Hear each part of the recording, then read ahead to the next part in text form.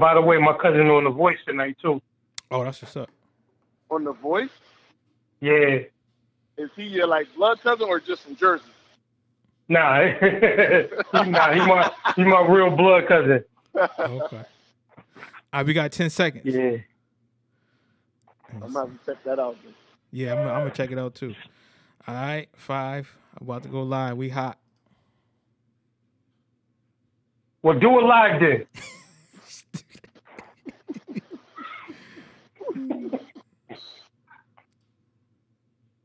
Okay, here we go.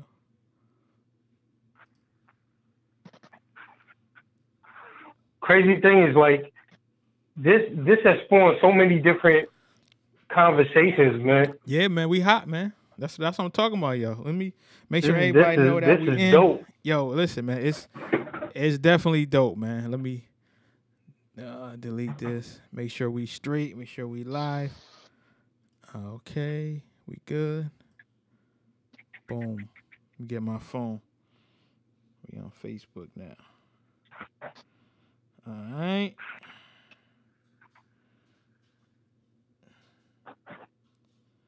All right. Welcome to another edition of Don't Shoot the Messenger podcast. I'm your boy Professional Sutton. I'm your boy Chris G. And it's your boy, The Ruck Report, Jersey. Now, listen, man, we got a lot of people out here, talking real crazy, man, and I keep telling people, listen, the documentary is really good. It is really good.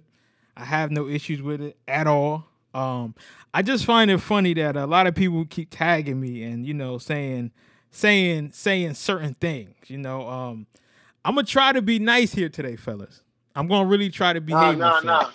Nah. I need you to act all black. I'm all black everything. Listen, man, I don't know if y'all can see the shirt, man. I just happened to find this hat and shirt, in the dirty clothes somewhere. Had to get you got that snake skin on again? Nah. That's for episodes 5 and 6. That's for okay. That's for something. Oh, real. You know what?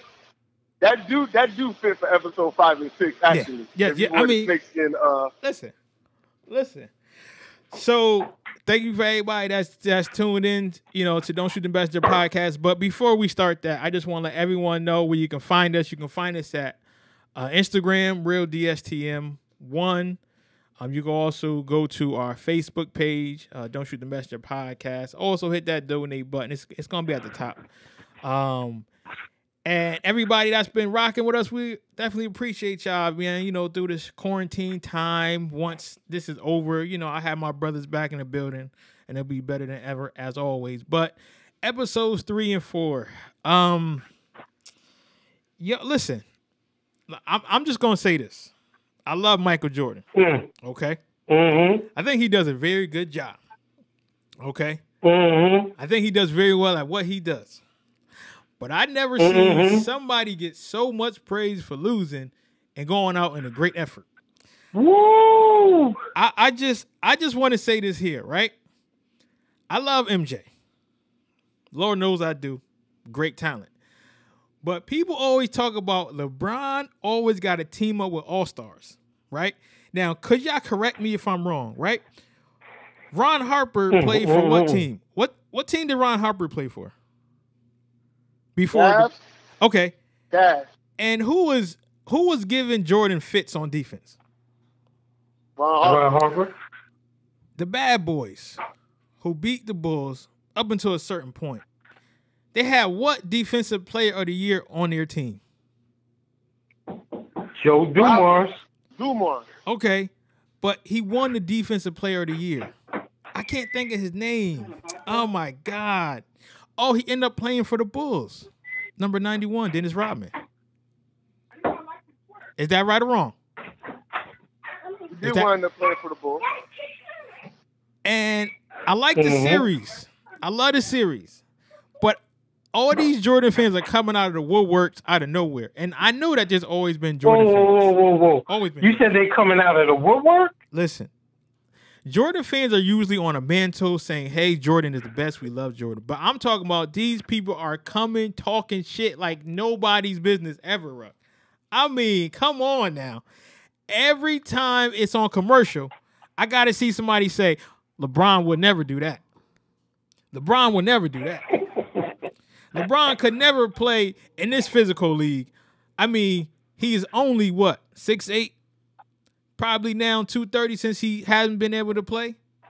I'm just saying, tell me where somebody like that can't play in that era. I'll wait. I'm just saying, fellas. Please tell me I'm wrong. But go ahead. How did y'all like the documentary, fellas? How y'all doing, by the way? I'm doing great, man. And listen, I need you to get everything off your chest tonight, okay? I need you to get every bit of. Because let me tell you every bit of it.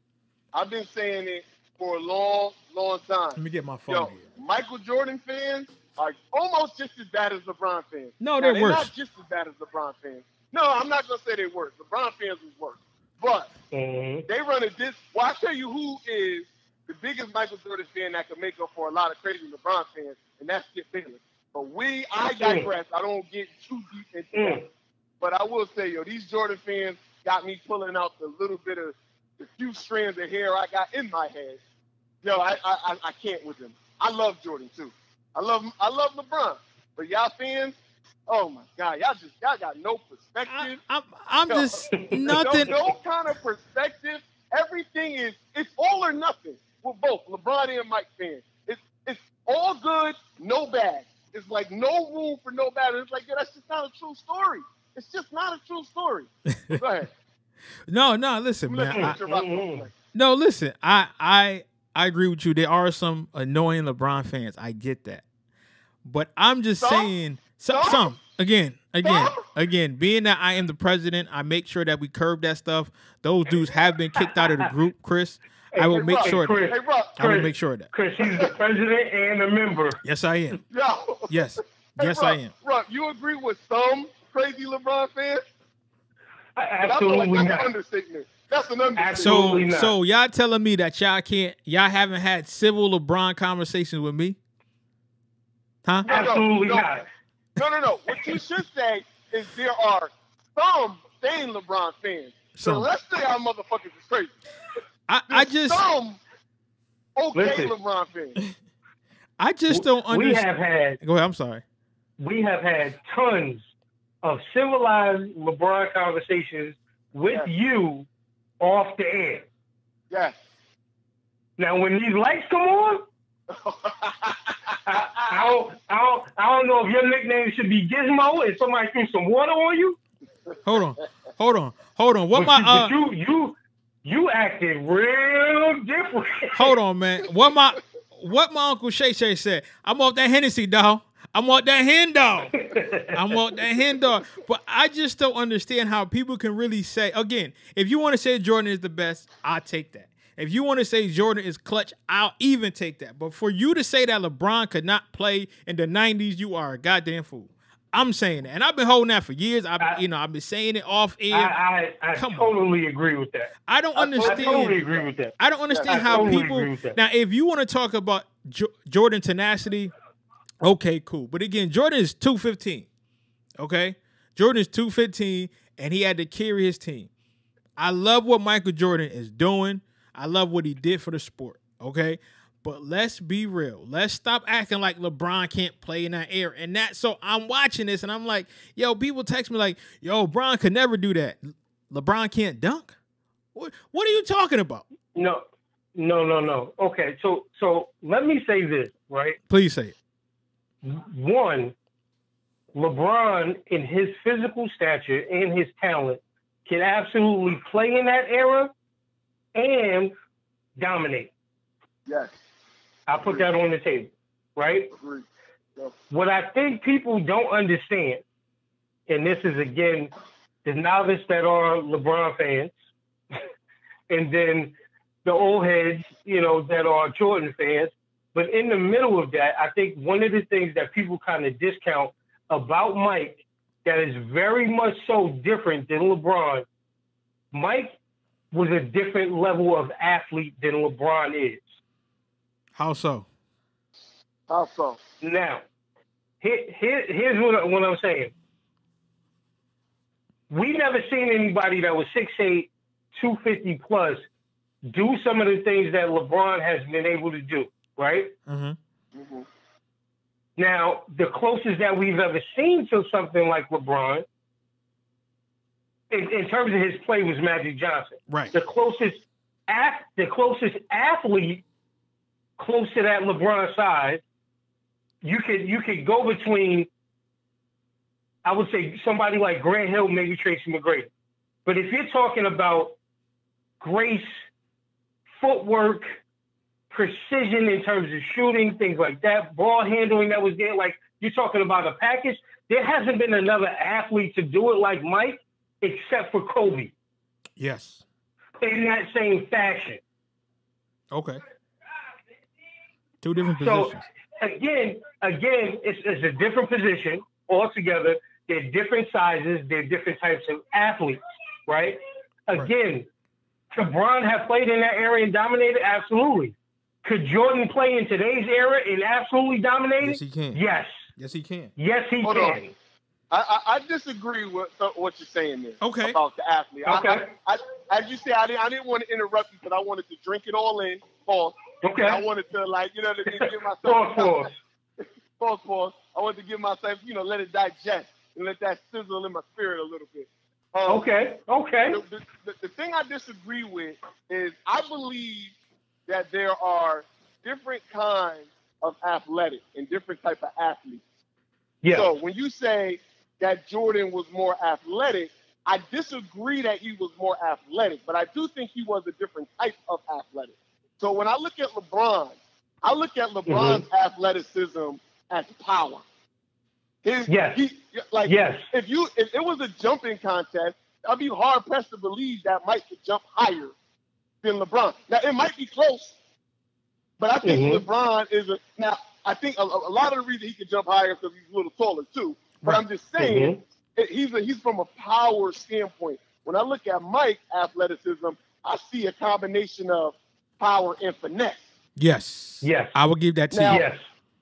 Now, I think what LeBron is like overwhelming power. Like, I see LeBron and I look at his power and it's like 99. I look at Jordan's power and I go, it's probably somewhere around like an 85, 87. Okay. His finesse is somewhere in like 96 percentile. I agree. Yeah. I agree with that. Finesse. Look, you're right. LeBron's finesse is probably somewhere in the low 70s. But I don't think that 80. Jordan is. Okay, I don't know if I'll go 80, but okay, listen. We're battling semantics here. When I look at Mike, I see an athlete with finesse and grace. When I look at LeBron, I see an athlete with power like a freight train.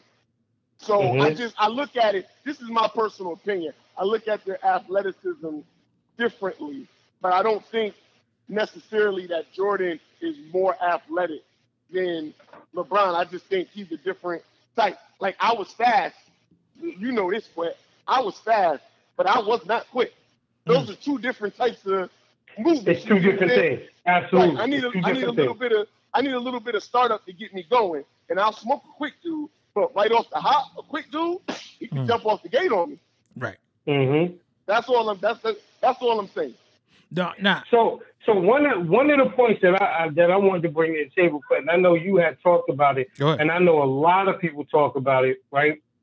It is what it took for Jordan to kind of get good, and how people don't talk about the losing, right? So here's one thing that I always found very interesting about the losing between both of them, right?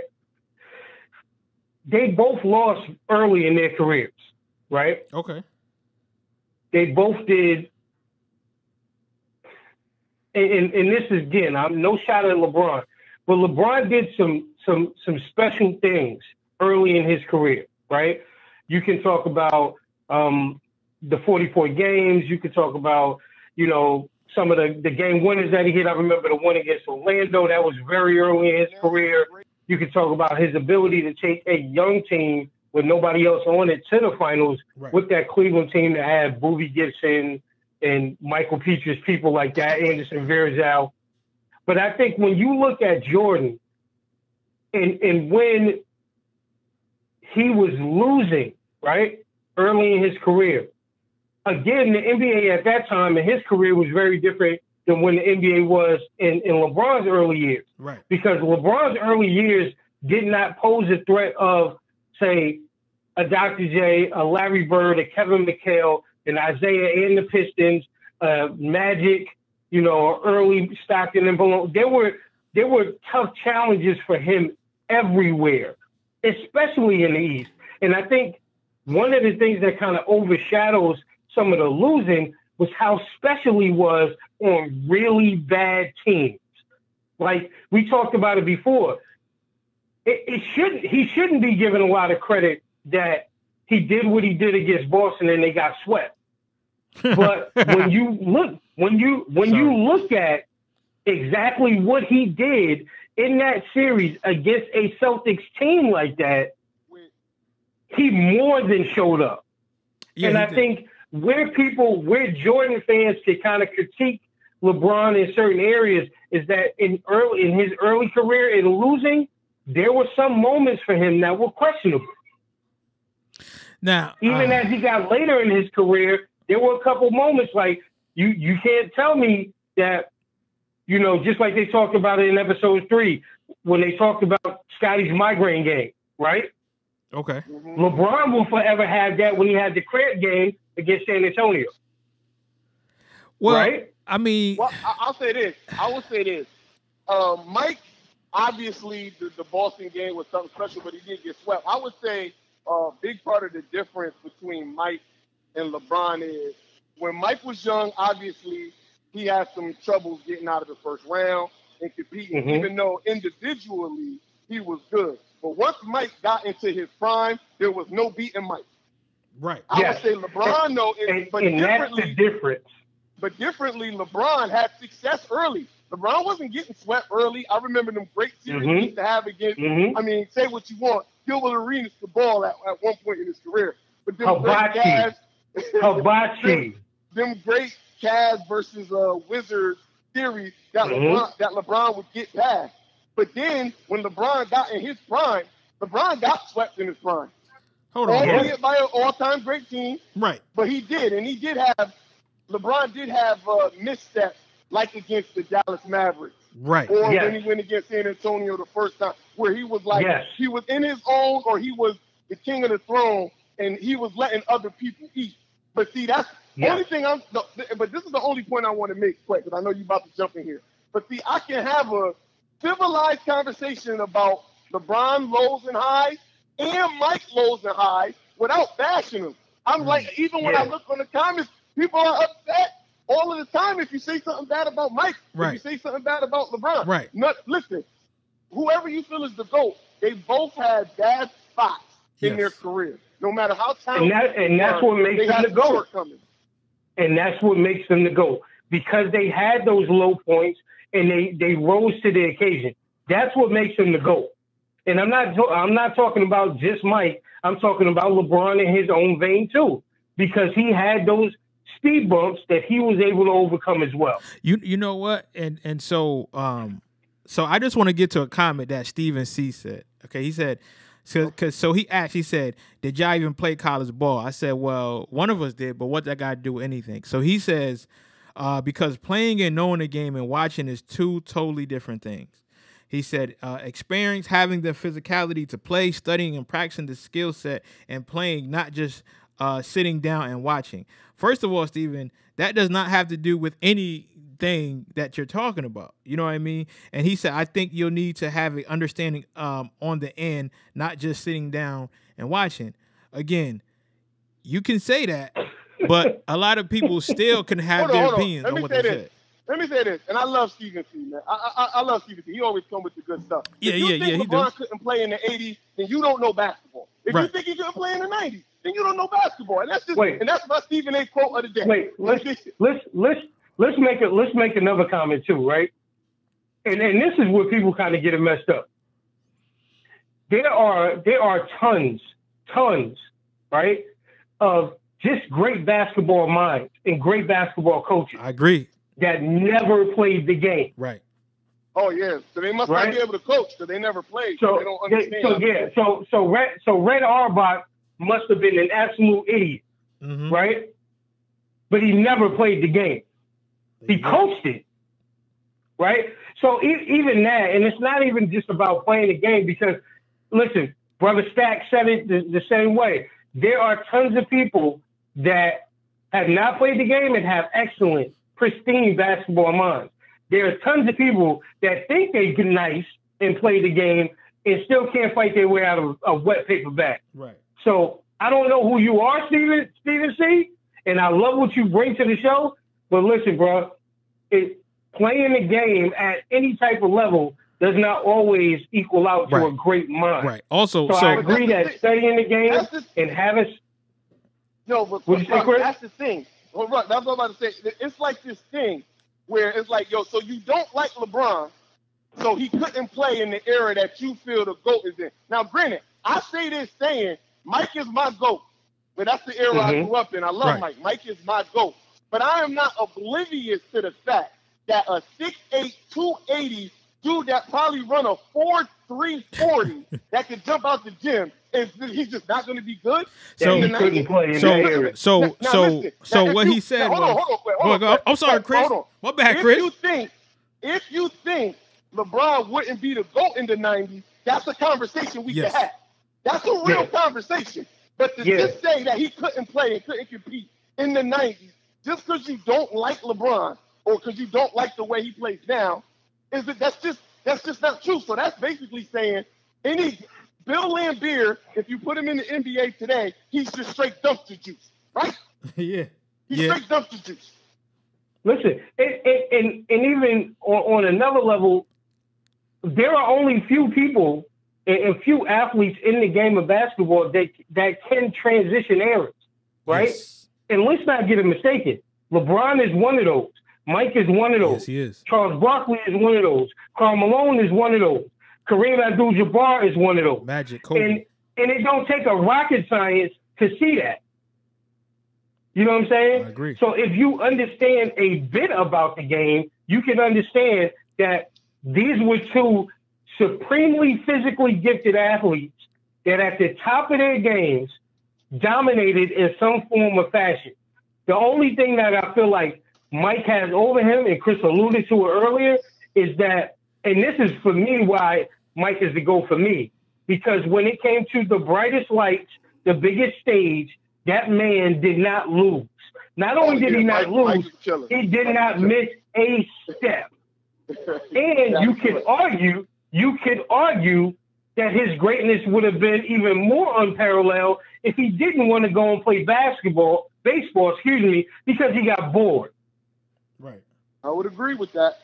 I can agree. And I just want to say, this is all just a healthy debate.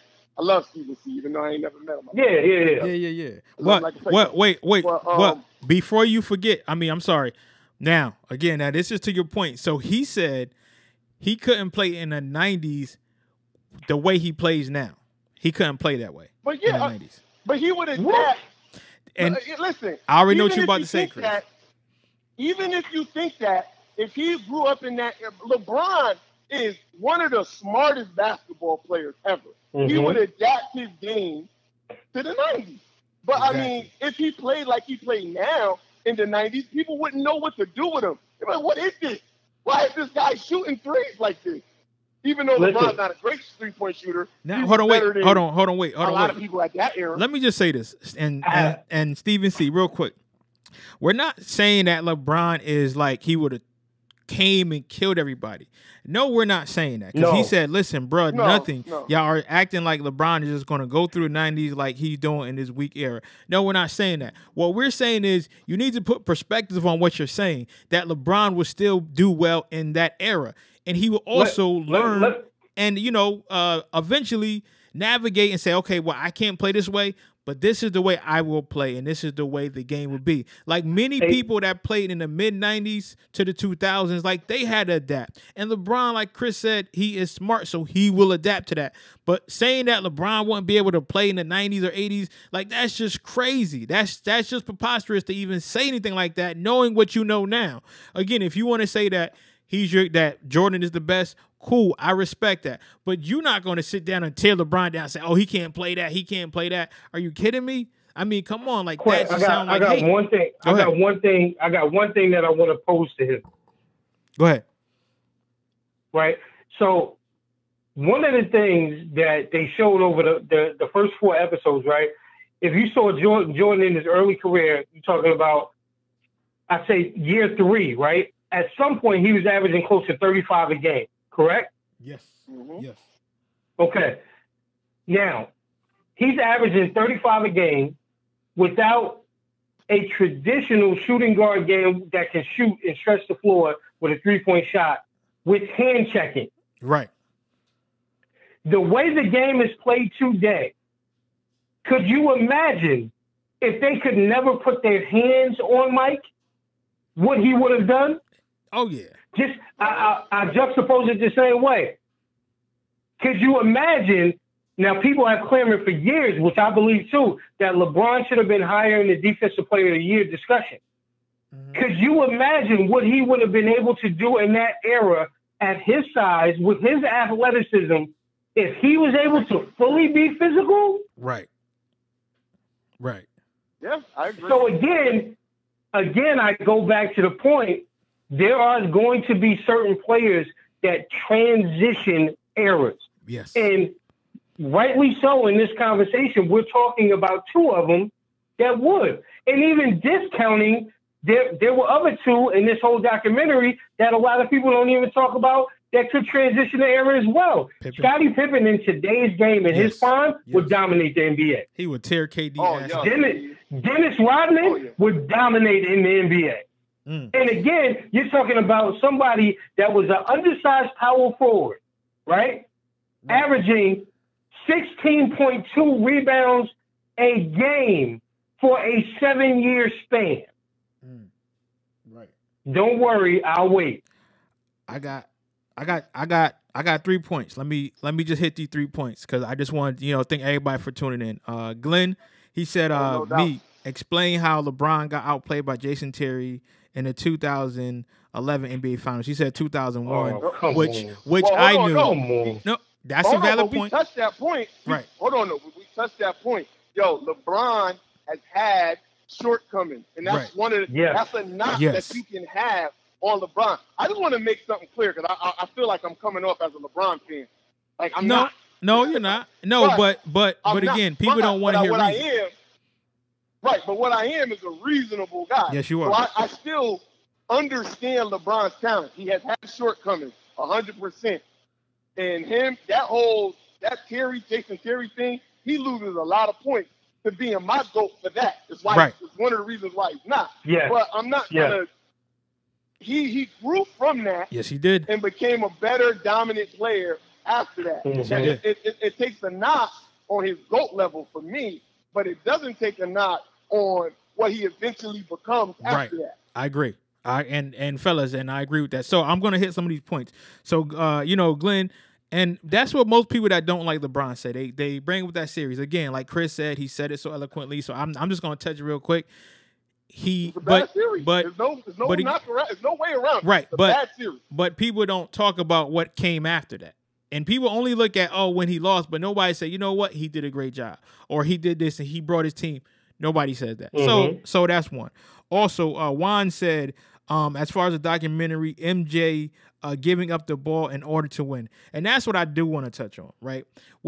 So at first, I wasn't a Michael Jordan fan. I was like, man, forget Jordan. I was just a kid that just didn't like to be where everybody else was. I just wanted to be different. Dennis Rodman was actually my favorite player. Until LeBron came. Go ahead. Okay. Yeah. Until LeBron. So, listen, I still got to give you them LeBron shots. Listen. Feeling dirty just giving him so much praise right now. But that's one thing that I will say. Watching Mike, you watch how he got his team involved. He learned that if I want to win, then I need to get everyone else around me involved. And that's one of the reasons that I respected Kobe later on in his career. And we'll talk about that in the other documentaries. But I would say that Michael Jordan learned how to play team basketball. And that's when I really opened my eyes and said, you know what? I like this guy. I like that he's making everybody better. And so I won't knock that. And Omar said, shouts out to he said in the 90s, talking about LeBron, he would have developed the dog mentality people think he doesn't have. Athletes wasn't pampered as they are now. And that's true. The rules are different now. So you can flop a little bit and the ref's going to call. But back then, you had to be tough. And like Juan said, the same way the Pistons did Mike. Mike didn't fold. He said, you know what? I got to get stronger. I got to get better. And that's what LeBron would do if he played. Wait, I want to pose a question. Sure, please. I want to pose a question to Stephen C. By the way, I love this. And we don't get to debate like this as much as we used to anymore. So, because we used to have like some people that used to really get at us in the chat room. Yes. And I'm glad Stephen C. is doing this. This is fun. Yeah. This is fun. Yes, I hope you have fun. So I need to know this. Because he's saying that he's saying please explain J.J. Barrera, and he's saying Dennis Rodman, Ron Harper, and Joe Dumars would have ate LeBron up. So since you are the resident expert of the 90s, what would LeBron have been in the 90s? Yes, please. Obviously, you don't agree with us. So I want to know from you, I want you to put your name on it, what would LeBron have been in the 90s? Wait, could he even make the league? Or would he been a JUCO dude that wasn't able to make the NBA? Right. Please let me know. Also, I feel like there's a big disconnect between how we're looking at him and how Stephen C's looking at him. Right. So if he could give me what LeBron would have been if he even would have made it to the league, then we can see where the gap is and we can know where we can meet. Also, again, this is the same Stephen C. who talks about LeBron joining forces. And he said two people that we already mentioned, Ron Harper and Dennis Rodman, would have ate LeBron up. But again, you are negating the fact that they also played with Michael Jordan. So are you saying that Michael Jordan is weak because he played with him? No, this is not. No, this is for Stephen C. Because Stephen C. always, because he's in the chat. Again, shouts out to Stephen C. But he always talk about LeBron this and he does this. To Kim Spears. I got you, Chris. I had hit her with the IO for you. But I'm just trying to figure out, but that doesn't take away, again, this is not for everybody else, so don't come for me. And if you do, I don't care. But again, LeBron played with Hall of Famers, right? Quote, Hall of Famers. And he was a sucker for teaming up. But Ron Harper, who, again, Jordan says he's one of the toughest defenders he's ever faced. And Dennis Rodman, they all played on the same team. Stephen C., is that a problem? Does that make him soft, or I just want to know? That's it. But here's the thing, right? When again we're comparing this, you got to have an understanding that it's two totally different eras. Exactly. You understand? Exactly. Like Mike, for all intents and purposes, right, didn't go and get Ron Harper and Dennis Rodman and people like that. But when they presented the idea, they said, hey, listen, we could get this person. Right. He didn't turn it down. Now, you can't fault LeBron for saying, I want to create a situation that's better than what I had in early years. That's smart basketball. You understand? So while people always want to jump on the big three thing and what he did, like, again, it's two different eras. But again, I think what a lot of people don't understand, especially the people that watch in this new age era now, right? I think what this documentary is showing is that a lot of people that they thought were trash back in the day, these were all-star players. Ron Harper in Cleveland, before he became a Chicago Bull, was an all-star, perennial all-star. You understand? Dennis Rodman, the same thing. He was a defensive player of the year, an all-star.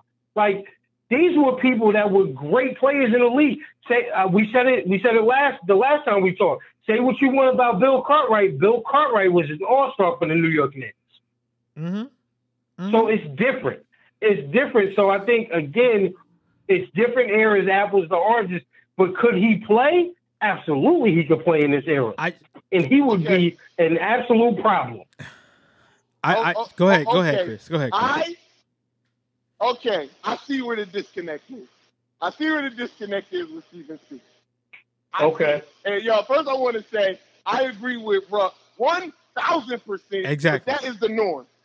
I agree with Ruck 1,000%. And I think people, it's funny to make fun of players like Bill Cartwright and Horace Grant because you don't traditionally think of them as these all world players. B.J. Armstrong. Like Mike said, he didn't want to pass the ball to Bill Cartwright to take the last shot. Those are all really good players. But I now see the disconnect with Stephen C. If you're saying that LeBron would have played like a traditional power forward and not used the gifts that we know that he had, and he would have just been a regular player, okay. What you mean, okay? No. Hold on. You can't agree with that. Hold on. Let me finish. Let me phrase it so that you understand.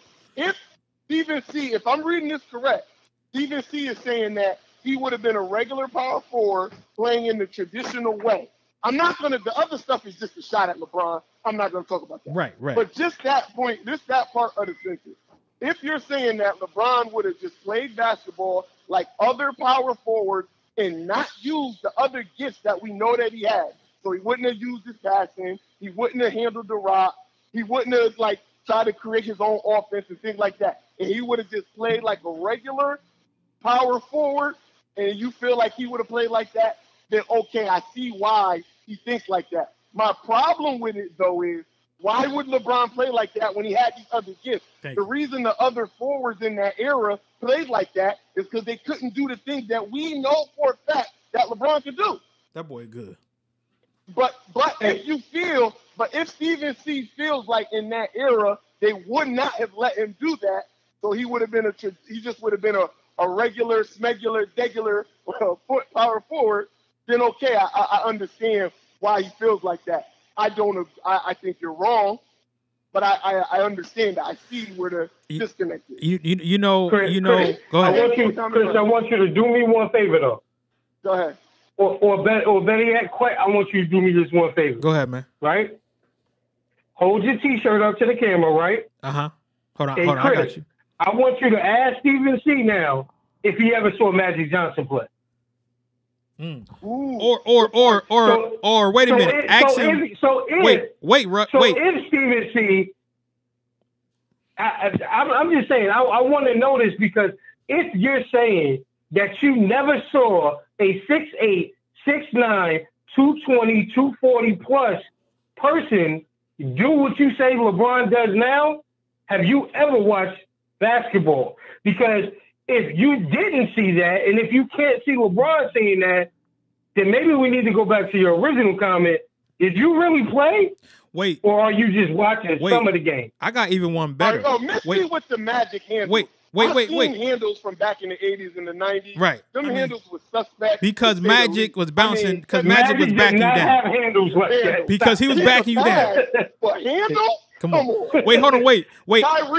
Kyrie got handles. Yes, yeah, that's Magic ain't have no fucking handles. Isaiah Thomas was the basketball wizard at that point with handles. Pistol Pete. Yeah, come on. Wait, hold on. Stephen C. And even I'm going to even go closer. If you're saying that LeBron wouldn't do that, then how could Scottie do that then? That's what I want to know. How could Scottie do that? You know what I'm saying? Because if you want to talk point forward, Scottie was bringing the ball down. Phil realized that, and Scottie was doing some of the things that people were seeing LeBron do now back then. So if you say that LeBron wouldn't be able to do that, Scottie started that position. Exactly. So when people want to get comparisons, again, I look at Scottie Pippen and what he was doing, and that's what LeBron would have been having a coach like that. Because with that talent, you're going to be like, listen, this is how we're going to use you. So that's my only question. But now I know Chris got to go, and I know everybody, just want to check in real quick. So again, shouts out to everybody that's tuned in. I don't gotta go. Okay, I'm sorry. I'm sorry. Don't shoot the messenger. Don't kick me off of this. Chris, Let me tell you something. Chris, listen, Chris. Don't shoot the messenger, man. You never leave a heater. Don't kick me off a heater. Listen. So now But I do want to get back to the documentary, right? Now, I want to get off the LeBron, okay? I want to talk about one of my favorite players. Oh, my God, man. I want to talk about one of my favorite players, man. He was a motherfucking dog. That damn Dennis Rodman, boy. That dude went to Vegas doing all that he did. Listen. I don't want to mention what he did. It rhymes with soap. You know what I'm saying? He had a whole lot to drink and still came back and busted everybody's ass in practice, was able to play. Holla at your boy, man. Come on. Listen, man, I said this earlier, you know, and he will be one of the most underappreciated players in the NBA history. Thank you. His role on all those championship teams was so vital that I would almost go as long as to say as without him, I don't know if the Pistons have their dynasty or the Bulls have their second. I agree. Now, I'll go back to saying something that Isaiah said, right? The way the Pistons were originally set up, Dennis was not even able to play because Mark Aguirre was in his spot. Yep. Mark Aguirre decided to go to the bench. Chuck Daly put Dennis in the starting lineup. It gave them more athleticism. It didn't lose any rebounding. And again, the one thing that people did, like they miss about players like Dennis Rodman, right? They say all he did was rebound the ball. Dennis Rodman, and he said it last night himself, he wanted to do the dirty work in the basketball game that he knew nobody else could do. But if you saw the documentary in those 2 episodes, this man was a basketball genius. Anybody that can go in the gym and learn and study how not only players shoot, but the angles that each shot they take come off, that's genius level material, right? I agree. And then don't even discount the 27 points that he averaged in college. So the man was far from a bum. Right. Far from a bum. I mean, he's a Hall of Famer. You know what I mean? He's Hall of Famer easy. I want you to show me somebody else his size in NBA history in that era or anything that we've seen now over a 7-year period average 16 boards. Just show me somebody. Only person that probably come close is Chuck. Chuck like 6'5". That's the only person. And then when you put the numbers up against, his numbers rival people like Kareem, like Wilt, like Bill Russell. People that had 6 inches on him. I agree. No, he was a holder, man. Dennis Rodman was a holder for sure. And he, I'm glad they put the spotlight on him. Me too, man. Last night because. Me too. Yeah, Dennis was a problem. Dennis was a problem. Now, I remember Dennis more from San Antonio to the Bulls. Yes. I was like, yes. It wasn't everybody Ruck age when he was on the Pistons. I was like 2 and 3 years old. I don't remember him. I don't remember when he when he played in Detroit, man. I mean, I was alive, but I just don't remember it that clearly. Nah. But again, I mean, just to watch. Now, some people got a problem. Now, do you guys got a problem with the way it's going? Because some people, they like, listen, I thought this was the last dance. Like, why are we going from here to there? Larry Love, I had talked to him. He loves Jordan. He's a Kobe fan, obviously. But he was like, I thought this was the last dance. Like, why is this about Michael Jordan? And I told him, and y'all please correct me if I'm wrong, I thought this was supposed to be about Michael Jordan. And then somehow, some way, it was about the Bulls. Wasn't it originally about Michael Jordan and his last dance, or did I miss something? No, I think this was originally again about their last season together. Okay. Yeah. And I think it's being done brilliantly. I think because and the reason I say that is because it's too easy to just show Mike. Right. And I think it's brilliant to show the entire team and how great that they were and dominant as they were as a team. I think, again, you talk about where Mike was talking about that segment where he had to trust his teammates, and you're talking about somebody that people don't even talk about, don't respect, but John Paxson was an absolute animal. Yes, he was. Absolute animal. Listen, you're going to get to the point where people will really see how good of an NBA player Steve Kerr was. Mm-hmm. You know what I'm saying? So I knockout. So I'm thinking, for me, it's great because, again, I think all the other players on these teams, especially this last team, they get overshadowed. Yes. You know? I agree. They don't talk about how good Ron Harper was. They don't talk about how good Tony Kukoc was. They talk all the crap. Was Tony Kukoc 3 and 4? Maybe he's 5 and 6. Yeah, nah, Ruck. I think he's going to be 5 and 6. Yeah, Ruck, chill. That Tony Kukoc one that's coming on next week. Uh-huh. Shout out to Tony Kukoc, man.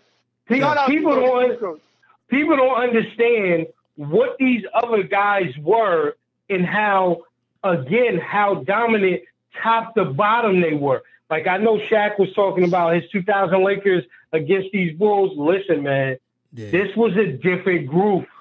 This was a very different group of players. I'm going to say this, right? Watching 3 and 4 and, the event screener that I got, shouts out to my plug. I want to say that this Bulls team, man, is one of the best teams ever. Now, I will admit, I was hating a little bit. People was like, well, I said, I talk about Golden State and what they can do, this, that, and the third, and that's cool, whatever. But watching this, even from the 90 to 1998, the way, as Ruck would say, the way that team was constructed, the way they trust and play together, there was not too many people that's going to beat that team because they play with so much cohesion. And they also had that next man up mentality that, like you said, Ruck, they didn't show that a lot. We didn't hear about that. We just heard about Michael Jordan. We didn't hear about players coming in and, shouts out to Scott Burrell, who I interviewed last week. Plug. Shouts out to Juan. No doubt. He said, shout out to the OG Juan. Yes, sir. He said even him coming in, he said learn that triangle offense was tough, but it was like once you got in, you knew what you had to do, and it was a well-oiled machine. And that Bulls team was a well-oiled machine. And for me, I didn't realize, and this is why I respect the Bulls, and I connected to Phil Jackson and Mike, because they had to sit in the shadows and wait a while. Because some reason Jerry Krause was making Phil wait a while. I didn't realize he was on that bench for that long of a time. And once he took over, he said, it's my team. I know what to do. Tex, we're going to make this thing roll, and we're going to play. And that's the beauty of this team. That's the beauty of it. I'll put it to you like this. One of the things that people should draw a parallel to make it kind of relevant for today, what Phil Jackson was able to do with that Bulls team and sitting there for 2 years, it's almost like the same thing that Mark Jackson did in Golden State. Doug Collins needs to get a lot of credit for the player Michael Jordan was early and what he was able to start to understand about himself, the development of Scottie Pippen and Horace Grant. There were a lot of players on that team that you gotta look at and say, Phil got that step up in 2 years, but he saw the blueprint of what was missing and took advantage of a great young group. Right. So it was a lot going on, but again, like I said, you're talking about top to bottom. They had players on that team that were established killers. Exactly. And the triangle offense allowed all of them to flourish and kill. And that's what I learned, and that's what I got a chance to really see. And 5 and 6, man. Listen, 5 and 6, I like it. I'm just gonna leave it at that. I'm gonna leave it like that. But 3 and 4, I think it really shown the dynamics and how Dennis Rodman came, and again, putting your pride to the side. I don't think as many teams that can do that now. Because look at KD, man. He got his little slick stuff that he talking about with Golden State, and a lot of players can't do that. Like Kyrie and Boston, it's too many egos now. And again, don't get me wrong. These players now are very athletic. These players now are doing the damnedest. They are really good. However, I think that the coaches back then, they had a lot to say. And players really trusted and listened to the coach. A lot of players now, if they don't like the situation, they're out of here, man. Listen, I'll say this, right? The overwhelming theme for players in that era was that they were all mentally tough. Yes, they were. Yes, they were. Listen, here's the point that I think was the most key that we've seen kind of in the first 4 episodes, right? Michael Jordan, look how Michael Jordan handled his last year. Yes. Right? Look how he handled the media in every conversation that he had, right? Now, juxtapose that to how Kevin Durant handled his last year in Golden State. Oh, Kevin just likes drama, though. I know, but see the difference? I don't think I just want to make this clear. I don't think Kevin is a bitch. I think he feeds off drama. I think so too, Chris. Play better, but I don't know. Kevin loves the extra. He just loves it. Yeah. I've made that decision in my mind. I go, oh, he loves this shit. Yeah, he do. This shit like fuels him. Maybe that's his chip that makes him play good. I don't know. But he likes that shit. But it's a way to do it, though. Mm-hmm. But it's a way to do it. But also, like, I would say this, and then I'll let you finish your point. I'm sorry. But also, it shows that, like, Michael Jordan, and I know people don't think about it, but you treat, like my grandfather said, you treat the person that's at the bottom the same way you treat the person that's the top, that's the CEO. And the way he treated his security staff, man, oh, man, it was just great. He really treated those guys really well, man. He treated people around him really well, man. Sniffers? Yeah, man. Yeah, man. Yeah, and how he will always talk to them. They'll play a game, but again, I'm treating everybody, and he knew everybody's name. He talked to everybody. He was very personable. But I mean, I won't say every single person now that's in the organization, but he had a good relationship with a lot of people in that organization. And I just want to say this: I know that man's dead, and God rest his soul. But the hate that Jerry Krause had towards that team, my God. I mean, how could you hate on a team that's winning? How could you want to dismantle that? And then when he say, well, if Michael Jordan want to leave, then he could leave. We don't need him. How has that worked out for the Bulls since? In my Ruck voice, I'll wait. Sounding real Trent bulky like to me. But hey. Come on, Chris. At least we've been there. Come on, man. Some little mishaps. But anyway, I mean, that's a little different, Chris. But it's a little different. Okay. Yeah. Come on, Chris. Chill, man. Chill. Yo, listen, Chris, we talking about practice. Okay? Not a game. Practice. Chill, man. Chill. Hey, there you go. Switch it up. Chill, man. Switch it up. So now, again, I want to save some of this for next week. Because again, we had the advanced copy. Now, anybody that's on right now, I thank y'all for tuning in. And we're gonna have this on YouTube. We're gonna have this on Apple, Spotify, all that. Take it to your friends, show them what you want to show them, whatever. Wait, I'm about to get Ruck hot real quick. Go ahead, Chris, and then I'm gonna get Ruck. Wait. Go ahead. Before you hype, nobody has still answered my question. Who said Steve Kerr and John Paxson was All-Stars and Hall of Famers?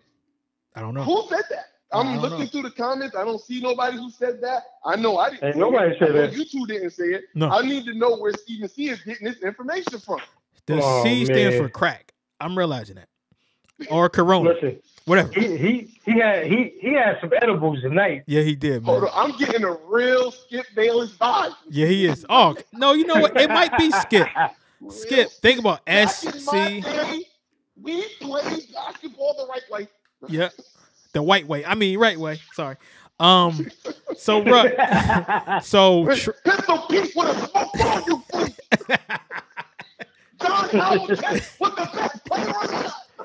And don't get me about baby Jesus Larry Bird. Come on now. The best player ever.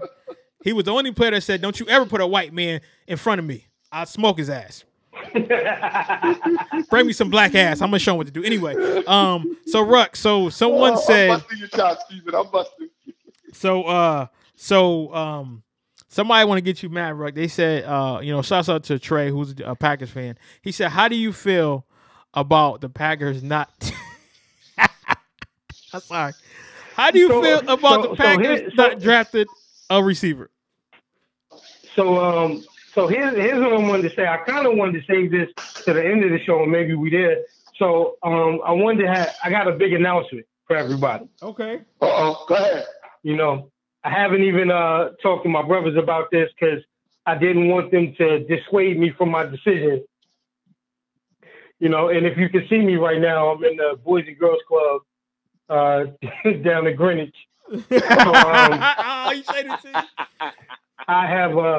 I've decided that for the 2020-2021 season, I'm officially taking my talents to Tampa. No, that's all I'm saying, ladies and gentlemen. Don't you mean Tampa Bay? Don't you mean Tampa Bay? Please, no comments at this point, ladies and gentlemen.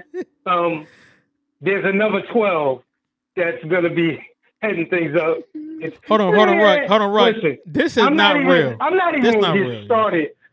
No, it's definitely not real. I'm not going to leave my cheese heads, but again, I've said it. Listen, I know you do. I know you do. I feel but I've said this a number of times. So I'm going to say Matt LaFleur, and Goop. New England Bucks. And,